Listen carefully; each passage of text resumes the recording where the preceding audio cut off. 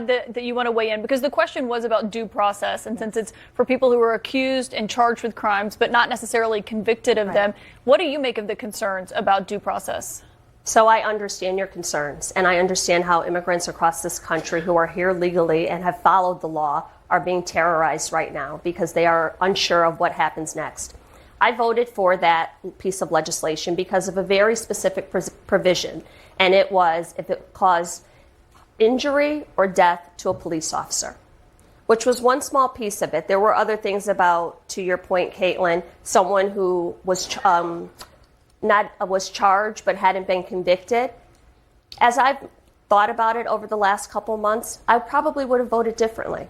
It's a vote that I regret, but coming into this Congress, I trusted that this administration, we would have some, if they wanted to have border security, they wanted to work with Democrats, that we could actually move forward. I'm not really sure of that because I've seen the rhetoric that has come out and the attacks that have been targeted towards immigrants. So I'm very cautious and careful when I'm negotiating my votes moving forward. It's notable, Congresswoman, to hear you say you regret that vote. Congressman McKenzie, what's your response and thoughts on all of this?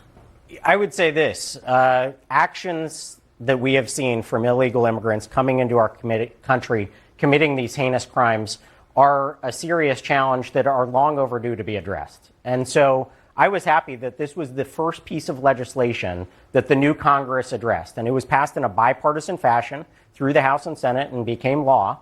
And there are more things that we need to do in a bipartisan way to actually get these solutions that 80% of Americans agree with. And so in instances like this, I think this was the right thing to do. It was a positive step. But there's a lot more to be done to protect our communities. Congressman Lawler, let me get you to weigh in here, because also tonight we just heard from the Supreme Court on the concerns about deporting people from the United States who